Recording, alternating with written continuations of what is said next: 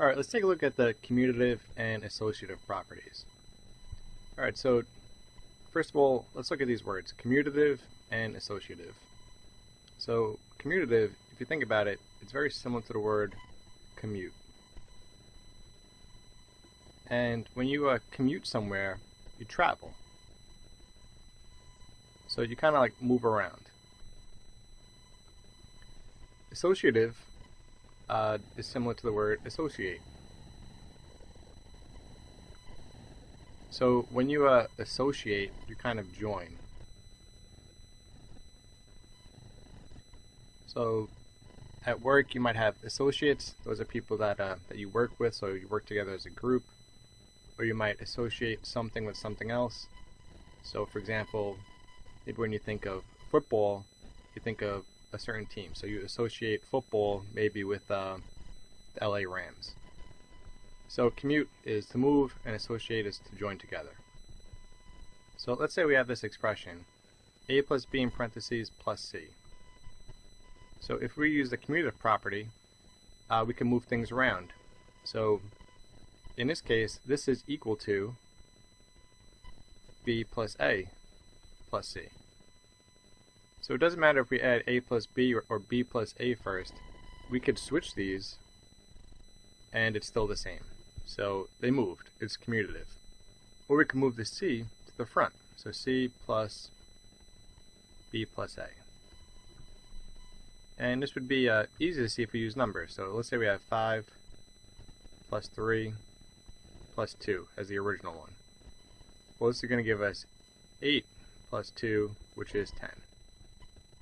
If we move these around and we did 3 plus 5 plus 2, again, 3 plus 5 is 8, even though we changed the order, and then we add 2, that's still 10. And if we brought the 2 in front, like we did with this example, where we brought the c in front, so if we have 2 plus 3 plus 5, this is going to be 8, so we have 2 plus 8, and again that's 10. And this applies with or without parentheses, so 2 plus 3 plus 5 is the same as 2 plus 5 plus 3, same as 3 plus 2 plus 5. So you could move these terms around and you'll still get the same answer. So this is specifically the commutative property for addition. So now associative property. Associative property, as I mentioned, is when things join together. So here we have a and b joined together. So in parentheses, we're going to group a plus b together first, then add c. But that would be the same if we added a plus b plus c in parentheses. So b and c are associated. They're joined. They're inside the parentheses. And again, we could demonstrate this with numbers. So 5 plus 3 plus 2, we know this is going to be 8 plus 2, which is 10. Okay, now this one's different. We have 5 plus in parentheses 3 plus 2. So 3 plus 2, since we're in parentheses, we'll do that first, is 5. So we have 5 plus 5, which is 10. The commutative and associative properties hold true for multiplication also. So for example, a times b times c. We could move things around. That would be the same as a times c times b.